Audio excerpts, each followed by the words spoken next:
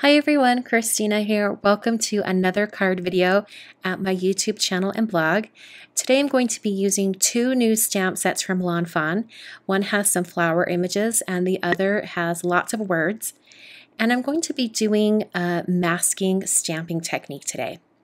I have some white post-it tape that I'm applying to some Neenah Solar White cardstock. This cardstock is cut to 4 1/4 by 5 1/2, so it's the exact size of a card front. I'm going to be using 4 new ink pad colors from Lawn Fawn. The new colors are Ballet Slippers, Minty Fresh, Peachy Keen, and Moonstone. And I'm also using Sunflower and Hippo, but those are some previously released colors. So I'm going to start by stamping the butterfly's wings in Peachy Keen, and then I'll come back in with Hippo for the body of the butterfly. So I've sped up the video for all of this stamping because it was quite lengthy and took a long time, but I'm going to kind of walk you through what my thought process was and my plans for this card. So in my mind, the way I wanted this card to be completed was to have that horizontal stripe where I've placed the masking tape or the post-it tape. I want that area to be completely protected and remain white while I stamp all of these flowers and leaves and butterfly images around the edges of that white area. So because I want the white area to be clearly defined, I want to make sure that I'm overlapping the edges of the post-it tape as much as possible. I want to make sure that it's clearly defined where the top and bottom of that post-it tape was. The thing that's really fun about this stamp set is that there are buildable elements to it.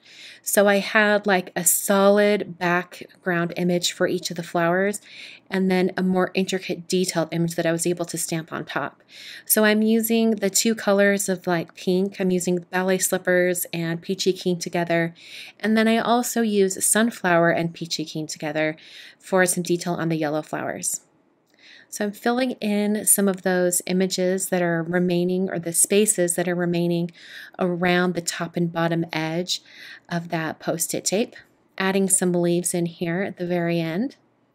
Just want to make sure that all of the stamping is nice and filled out. So I'm going to go ahead and blend on a little bit more ink on the top and bottom of that post-it tape. And I'm using the Hippo ink for this. And the reason why I'm blending on some additional ink onto the edges of that post-it tape is because there were quite a few gaps in between the images right along the edge of that post-it tape. And I knew that it wouldn't be as clearly defined as I would have liked.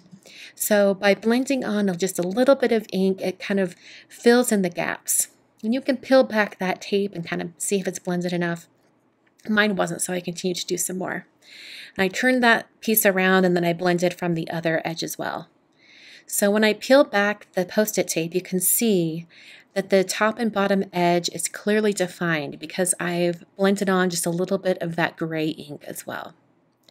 For the greeting area, I've taken my stamped piece and I placed it in my MISTI stamping positioning tool.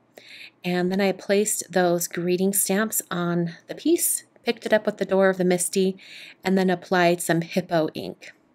So I'm going to go ahead and swing the door over and stamp this once. And because these are brand new stamps, they tend to have the ink kind of bead up on them a little bit. So the ink is formulated to kind of dry back and smooth out in time, but because these words were so intricate, I wanted to just stamp it twice so that they were clearly outlined and just to try to get as clean of an image as possible. So for the card base, I'm using some Neenah Solar White in the 110-pound version. The stamping piece was made out of 80-pound cardstock, so I'm using the heavier version of the same color of cardstock for the card base. And I scored that at 5 1/2 to create a top folding card. So to finish off the card, I'm going to add a little bit of shimmer with a clear Wink of Stella glitter pen, and I'm just applying that to the butterfly and also the flowers.